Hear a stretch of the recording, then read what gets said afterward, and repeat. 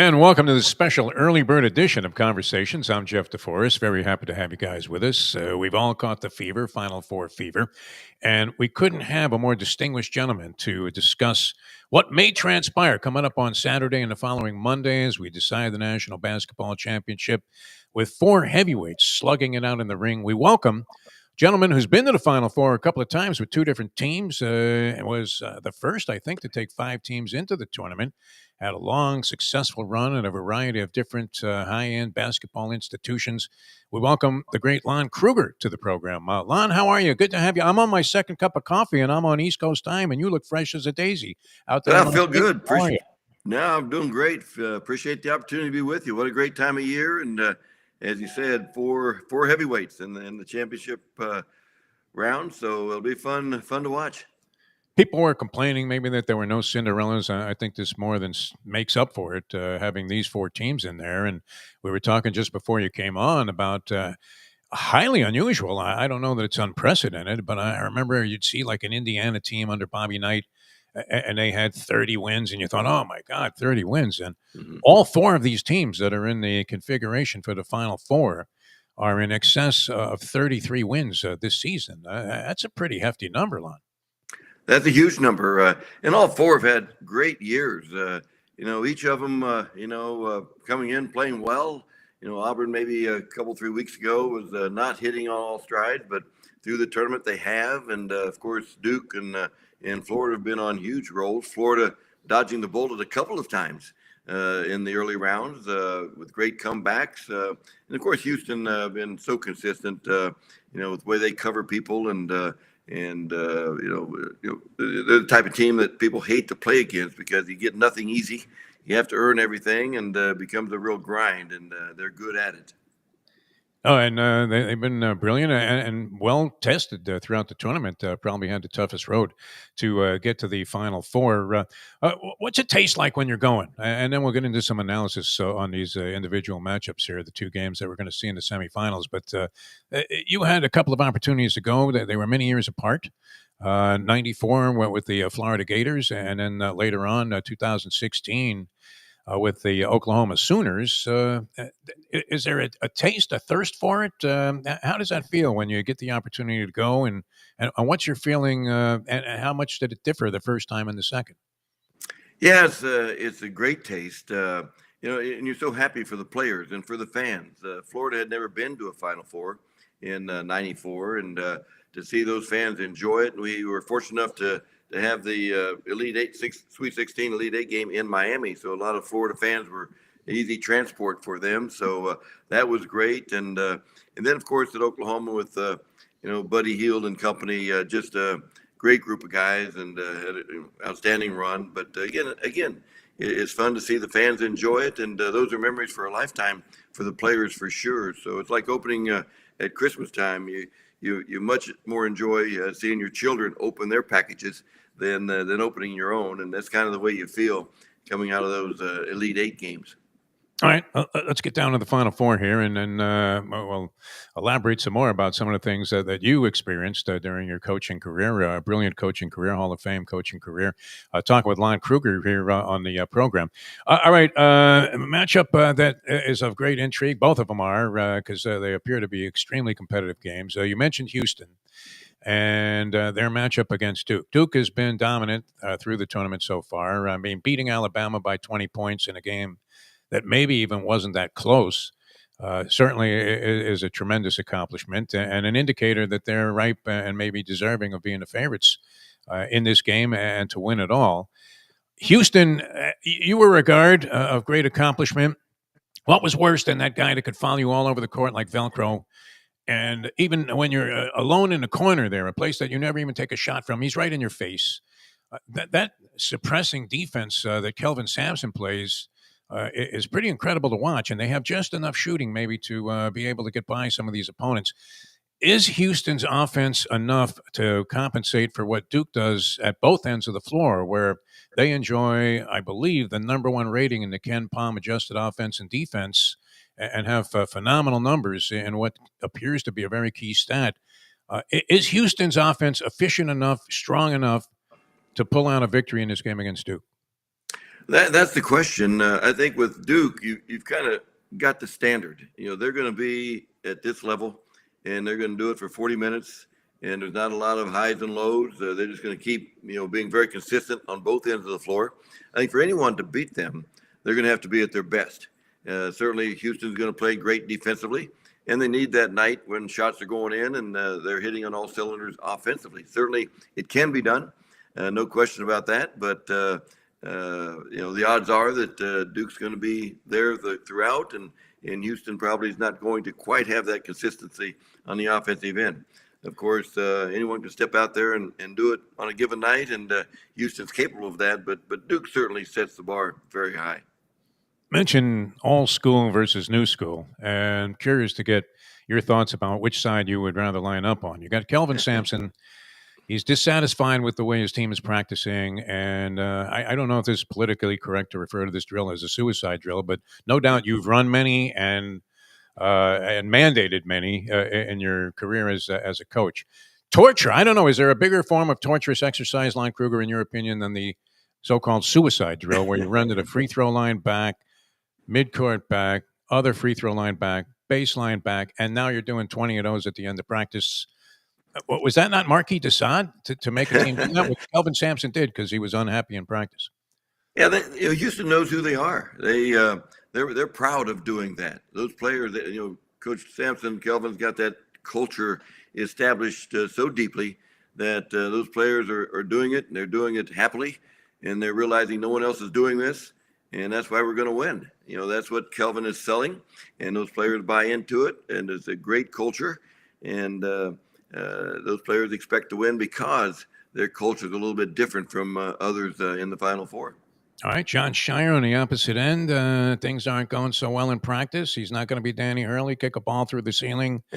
He's got a mentalist coming in. He brings in a string quartet. They start meditating. They're chanting Nam-myoho Renge Kyo. A completely different approach. Now he's got blue bloods. He's got 3 blue chip freshmen. He's got a transfer who had a lot of experience, 4 years at Tulane.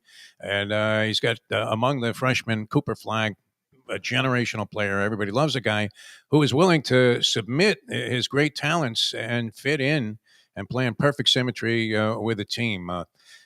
Which team would you rather have, and which approach would you take? Would you be the drill instructor like Kelvin Sampson, or do you follow more of the philosophies which might be more modern day of one John Shire? Well, probably most everyone would be a little bit of a hybrid, I would imagine. I don't know that you've got Duke at one extreme and Houston at the other, and most people fall somewhere in the middle of all that. But again, both teams are know who they are, and they're proud of that, and they're in the Final Four because of that. In this day and age, to have a culture in which everyone's bought in, everyone feels great, is kind of rare, for sure. But these guys are exactly where they want to be as a player, and they're proud of it, and both of them expect to win. So that's why it's going to be a great game on Saturday, and be fun to watch. Which team would you rather line up with if you can make that call on Kruger? And which philosophy were you more likely to embrace? The Clubber Lang? I think Boy. Duke sets the bar. Duke sets the standard. Everyone else has to play really well to beat Duke. All the other 3 teams, certainly can beat Duke. But if everyone was to play their best and for 40 minutes, then I would expect Duke to win. But again, that's not the Final Four. That's you play the games because, and again, it's not like it's a long shot for Houston to win. If they get that confidence going defensively, and Duke kind of looks over their shoulder and says, "Ooh, we haven't seen this quite like this before," and all of a sudden the momentum switches and the pressure switches, and Duke's now in a position they haven't been in for a long time. They have to overcome something and prove that they're worthy of winning. So that momentum and that confidence there's a fine line there. And like on Elite Eight game, Houston established themselves early, and Tennessee's looking at each other and saying, "Ooh, we weren't. We thought we were ready, but maybe we weren't." That's what Houston wants to do to Duke on Saturday, and otherwise Duke can get out to a great start, and Houston can be saying the same thing. Not sure we're quite ready for this. So either team could take kind of hit that first blow and establish something for 40 minutes. Fascinating matchup of, Duke strong on both sides and Houston stronger on defense, but nonetheless, maybe with enough punch to be able to stay into the late rounds and make a game of it and come out somehow with a play that gets them over the top. Now, the other game is also, a program you're familiar with. Of course, it was years ago, 1994. You take the Florida Gators to the Final Four, and great distinction. And of course, get there again, as we said, 2016, totally different set of circumstances, a different school. What have you seen with this Florida Gator program, and what kind of attachment do you still feel for the Florida Gators, if at all, after being at several other stops from the time that you left there? Yeah, certainly a huge fan of Florida. One of their assistants, Carlin Hartman, was an assistant for us at Oklahoma. So have followed, Florida very, very closely. Todd Golden's done a terrific job. They're extremely talented, extremely deep. They're probably the deepest team in the field for sure, and playing with great confidence. They swept through the Southeastern Conference tournament. Again, dodged a bullet a couple times against in this tournament. Down and out against UConn there late. Seemed like UConn had everything going, and then Texas Tech, up 9 with 3.5 minutes to go. But Clayton stepped up in both ball games, and just for that moment on that stage to do what he did, although those shots weren't easy shots in rhythm. He made tough buckets at critical times, and that's why Florida's in the Final Four. Tremendous clutch play. The UConn game, most people looked at it and said, well, you always have to have one tough one. Is that true? Would you rather just breeze all the way to the championship, Lon Kruger? Did you really need that tough test early to establish the kind of mentality and the physical approach that it would take to win the championship? Of course, you prefer to breeze right through. Much as that would be my done the last 2 years. To win, 12 consecutive games by double digits in each is crazy. Normally there's a game or two where you need to, a bounce to go your way or a call to go your way. UConn didn't have that moment the last 2 years. Florida's had it twice, and they survived it. And maybe they're feeling like there's destiny in their corner because of that. Auburn. Earlier in the year, I thought, why are people overlooking Auburn? They were the number one team in the country, but they weren't favored to win the national championship. They had that misstep, as you said, towards the end of the season, Lon, where they lose 3 out of 4 games.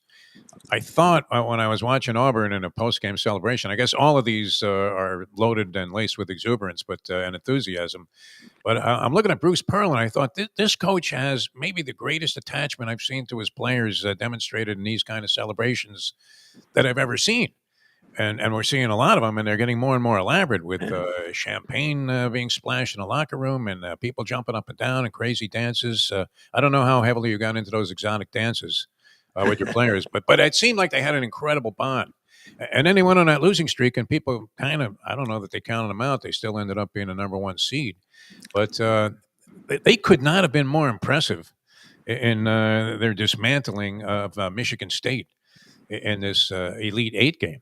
I thought, wow, who's going to beat these guys? So what kind of mountain does Florida have to climb to get by in this one? Are they going to be able to play like they did when they were suspect against UConn and Texas Tech and come away with a victory?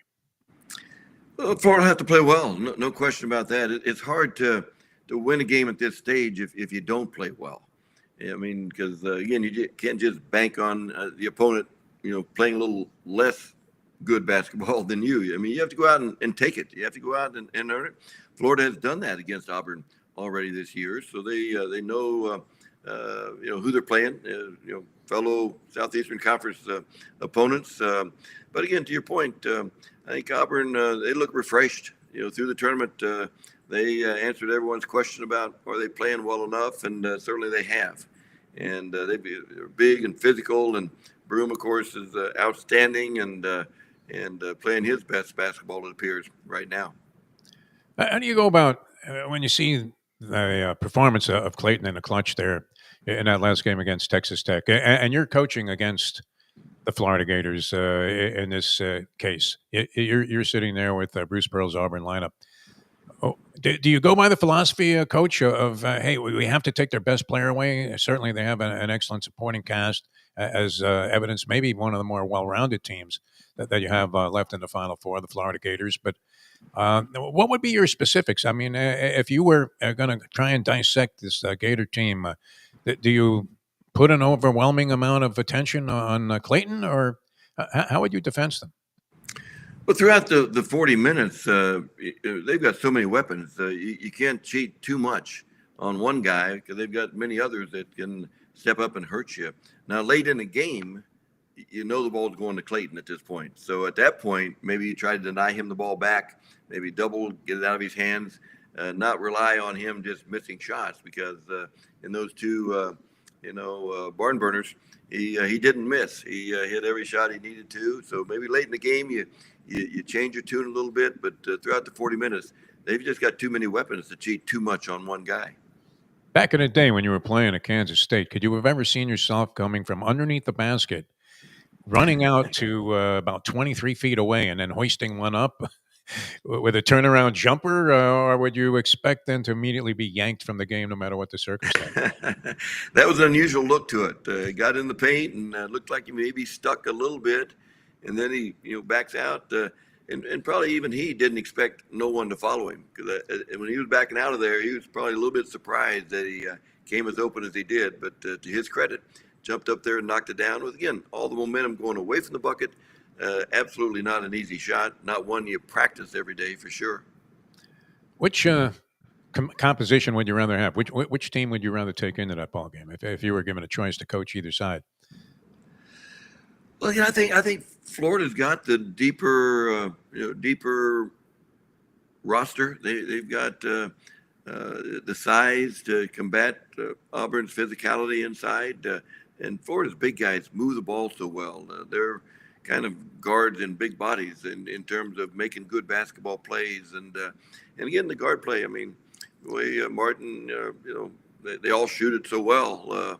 I think Florida's roster, if given the two, I'd take Florida's roster over Auburn's. Lon Kruger, who wins it all? From the start, I had Florida Duke in the championship game, and I wouldn't change my tune at this point. And again, I had Florida, winning it all. But seeing the way Duke is playing right now, it's hard to go against those guys for sure. Might have been a little gator on your heart there when you made that. It could have been. Could have been, for sure. Coach Hartman, a little bias for Coach Hartman and Coach Golden. So good memories from the time in Gainesville. So could have been that little bias for sure.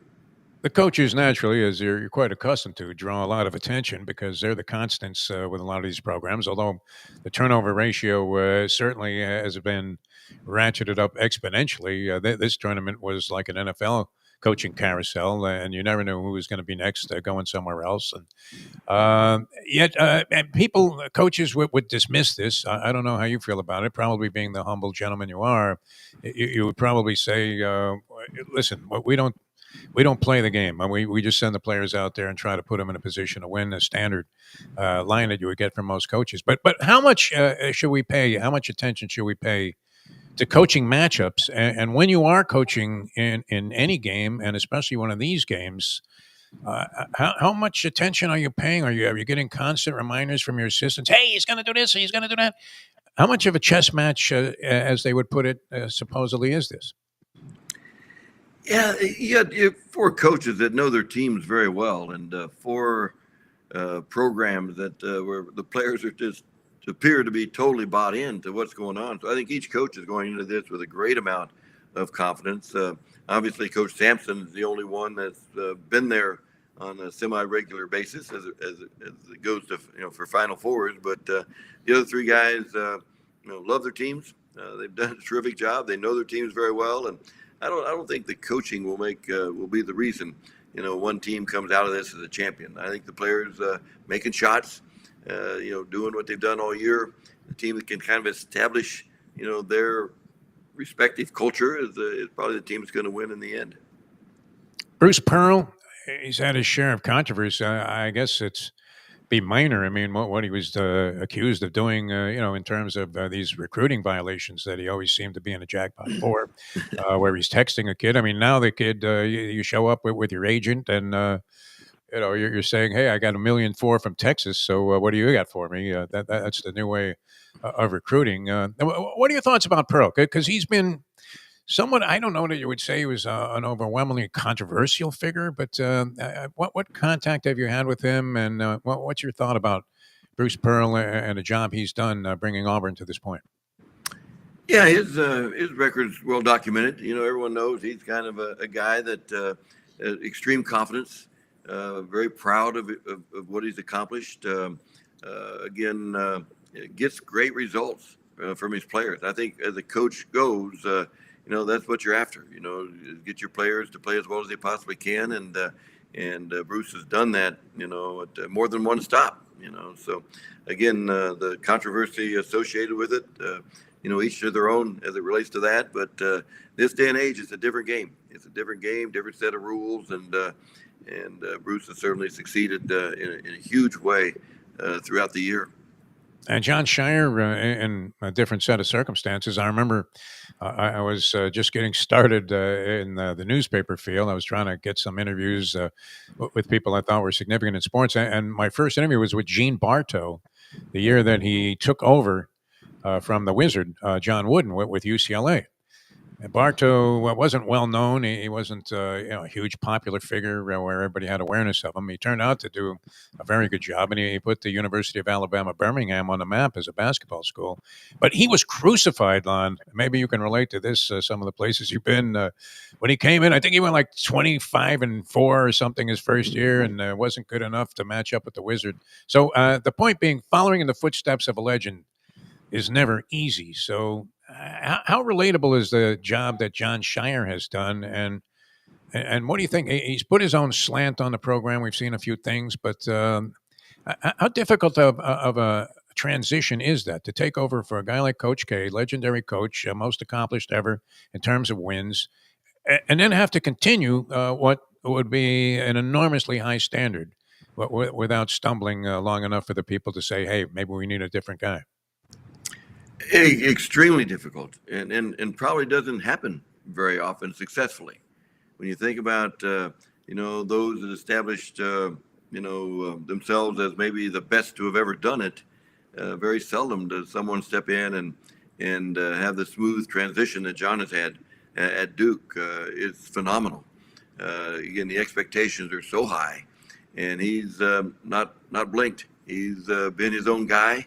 He's certainly incorporated and taken advantage of all the tradition of Duke and Coach K, and hasn't shied away from it, but stepped out and just done a phenomenal job in extremely difficult circumstances because of those expectations. So, credit to John. He's his own guy, and he's taking advantage of every opportunity that's been afforded.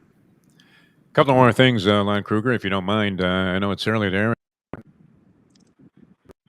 In Sin City, which what was your hometown? And obviously, there was legendary Jerry Tarkanian.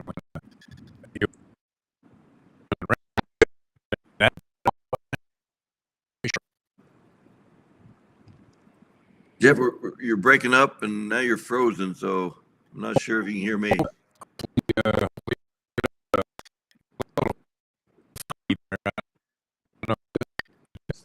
I'm sorry, still not getting anything. Yeah, it looks like lost the connection. That's better. That's better. Oh, okay. All right. It's coming back. There you go. No, I was talking about Tarkanian. How much of an ominous presence was he when you were at UNLV because of all of his great accomplishments? And still to this day, the success he had, national championship in '90. Raleigh Massimino followed him with unbelievable expectations, and it wasn't easy. And several coaches since then, are still impacted by expectations created by Coach Tark. So that's what tradition is about. That's people establish something, and the bar is high, and others want to follow up and have an equal amount of success. But again, what John has done is certainly the exception. Yeah, he stacked up very well. All right, a couple of things real quickly about Final Four. A long week. So, what are some of the keys? What are some of the things that a coach has to do to make sure his team is on the right page? And you want your players to enjoy the experience. It's a once in a lifetime thing for most of the players. Some players go back more than once, but very rare when you think about over the course of time. Uh, and yet, not lose sight of why you're there, and that's to win a couple ball games. No question about it. But a good thing with these teams, there's not going to be anyone stepping out and trying to do anything differently from what they've done all season. Each one of these teams are extremely confident. It's not like someone has to change the way they play to be successful on this weekend. So all four will continue to do go through the great workouts that they've had all year and try to do again this weekend what they've done to allow themselves to be in the Final Four. I'm old enough to remember being very excited about the Big E versus Lou Alcindor. Eventually, evolved into Kareem Abdul-Jabbar, and that was at the Houston Astrodome, giant cavernous building, and everybody was talking before the game, especially guys that like to pop from the outside. What kind of shooting perspective are you going to have? And it seems like an enormous differential for players, and a tough thing. Not everybody gets used to it. I remember we were on the court in 2016 when your Oklahoma team was taking on Villanova, and I remember remarking to our producer, the great Mike Luby Lubitz, who is helping us out with this show in the background, and I said, hey, "Look at Villanova; they're making every shot. I mean, they seem to have zeroed in, and your Oklahoma team was not having the same success." What kind of indicator is that? I mean, and then what do you do? I mean, I don't know if you noticed that, but I'm looking at the warm-ups and thinking these guys have mastered the perspective of the stadium type of shooting, and it looks like Oklahoma's going to struggle. And sure enough, I mean, the game didn't turn out very favorably. But did you sense that in the warm-ups, or when did you get a sign that things weren't going your way? It's a different environment for sure. Certainly we didn't shoot it well. Villanova shot it great. Didn't really sense that going into the actual game itself. Liked our guys' practice leading up. We had played Villanova in December of that year in Hawaii and had beaten them by 15 or 18 in that game. So the confidence was there. Then Villanova opened and played great and then our guys pressed a little bit and then it kind of landslided the wrong direction. But credit Villanova. Jay did a great job and his guys played with great confidence and again they established themselves and we're fighting uphill. So it's different. It's different. Even during the shoot around, the day or two prior, there's a little breeze coming from one end to the other. Oh yeah. In a building that big, and if that gets in your guy's head, not that I heard our guys mention it, but as coaches, we didn't mention it either. But as coaches, as we sensed a little bit of air moving around, but hoping that our players didn't think about it. And I'm not sure they did. I think it's a case of Villanova just guarding us a little better than we guarded them. I mean, some of those shots might have been wind blown. I thought you handled yourself with great distinction in class in the post-game press conference, which we happened to attend, and I became a giant Lon Kruger fan, as we were when you were taking the Gators. I haven't been in the state here for some time, since the 80s, and that was a great, great run. Of the things you did in coaching, I mean, people will always say, hey, one thing stands out. What was there a run, a period of time, a particular place, a stop on the tour that you would say was of the most significance to you, Lon Kruger? We were so fortunate to have worked with so many really good people, and I think that's the thing that stands out: the relationships that evolve through the moves. Or most coaches move a few times. We did for sure, and every stop we had a great experience. We enjoyed the athletic directors. They were first class. The fan base was great. Our families enjoyed the communities. My wife Barb was super involved in volunteer stuff at every stop. So it was all good. It was all great, and still a lot of friends, relationships from each of those stops along the way. So that's the thing that more than the basketball games themselves.